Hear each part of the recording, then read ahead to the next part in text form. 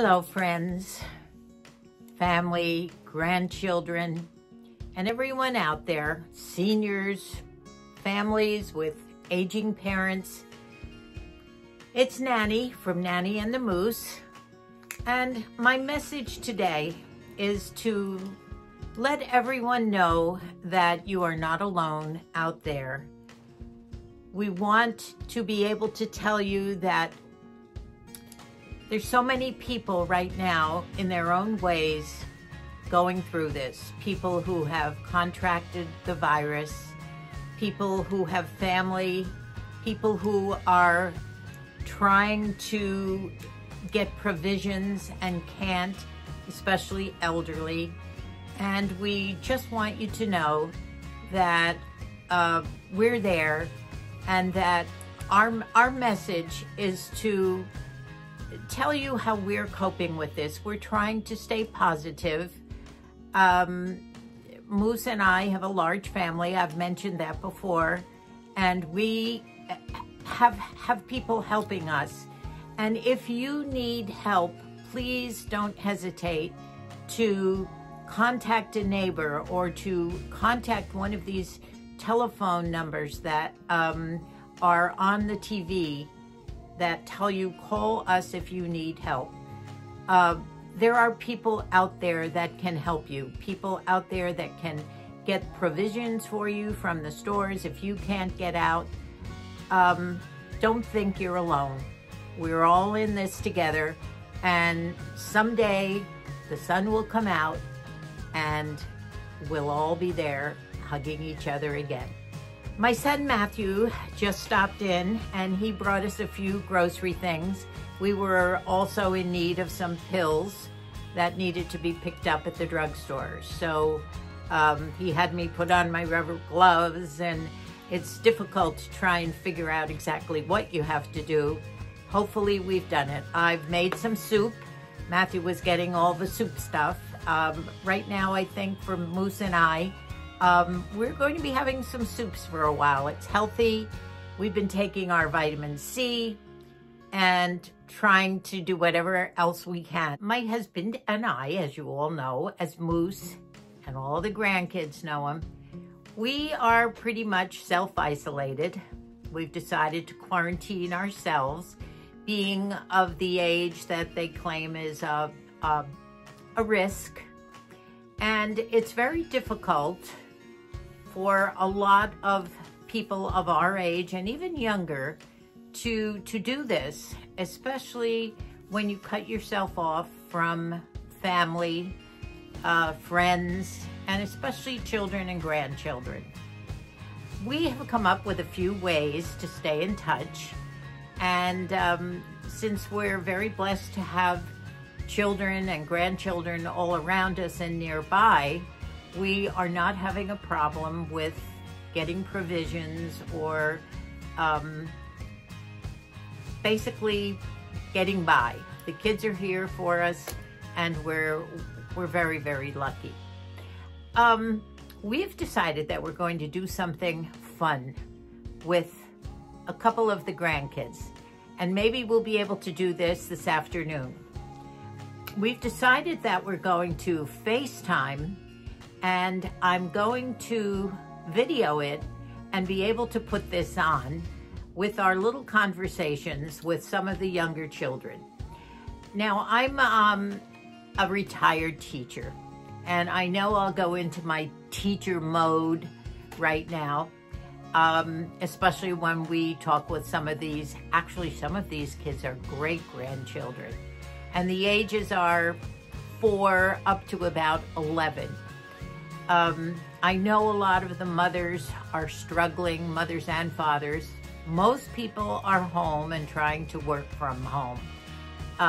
The one particular family that we're going to contact today is my granddaughter Bridget and her husband and 3 daughters. I think you might have seen them in one of our early videos that we did, where we went over to their house and did a cooking show.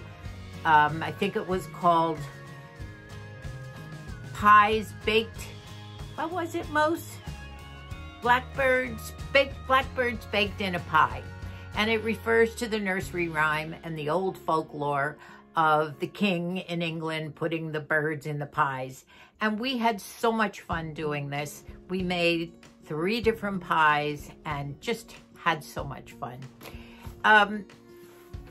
Daddy, the daddy of this family, is at home trying to work quietly with 3 young children around, and he's isolated in a room trying to do everything by telephone and whatever. The mommy is trying to hold everything together, running back and forth from the school to pick up the Chromebooks and the learning activity things. And today really is the first day that their school has started the program. And as my granddaughter says, it's so easy for the kids because they know how to work these Chromebooks and they know what's going on, but it's more difficult for the moms to figure all of this out, to set up the schedules. My recommendation as an ex-teacher would be to try and keep a schedule that is similar to what they're doing at school. Maybe in the morning, some of the schools have certain hours that their virtual reality programs are going to be done with the kids, where they'll actually be able to talk to the children. Others are just doing it in the form of a video. But most of the schools say maybe 2 to 3 hours in the morning, less probably for younger children. And then maybe some outdoor activities in the afternoon or fun activities.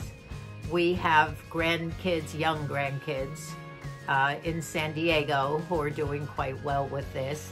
And those children range from 4 up to 11. So they're working in the younger preschool type children activities too. But they're going out on nature walks, and then coming back and discussing what they found, writing some stories, a lot of activities that you can do. So there's one thing I want to read to everyone, and I hope especially the seniors will listen to this. This was something that the Pope Francis, came out with, made an announcement, and I think whatever your spiritual or religious affiliation would be, it was meant for the world, and it was such a beautiful little short story, and I'm going to read it to you now. He said, "Tonight, before you fall asleep, think about when we will return to the streets, where we will hug again. We will touch each other again. We will shop together, and we will go to the coffee bars and drink coffee together. We will take photos of each other where we'll be close together with our arms around each other. And when all of this becomes a memory, we will think back about it being a normal time for all of us. Soon we will see an unexpected and beautiful gift. When the sun will come out, sunsets will be there, toasts and laughter, and we will have strength and courage then and now. See you all soon." And he signs it, Papa Francesco. And I think that's beautiful, don't you, Moose? Yeah, love it. It's encouraging words, and that's what we all need now. So, yeah, he's such a practical guy. He really is. From a level that's not up here, it's right below eye level with you. And everyone seems to love him. He loves everyone, no matter what affiliation they are, especially the children. So, grandmas and grandpas, later on, when our little grandchildren call us back, they have been told that we're going to be communicating, and it's going to be on YouTube, and they're very excited about it. So I hope you will watch and enjoy. subscribe. This is just a little shorty. Normally we're much gabbier than this and we do longer videos. But when I add, hopefully, this interaction with the children, it will be fun. I do also want to put up a site that one of my granddaughters sent to us.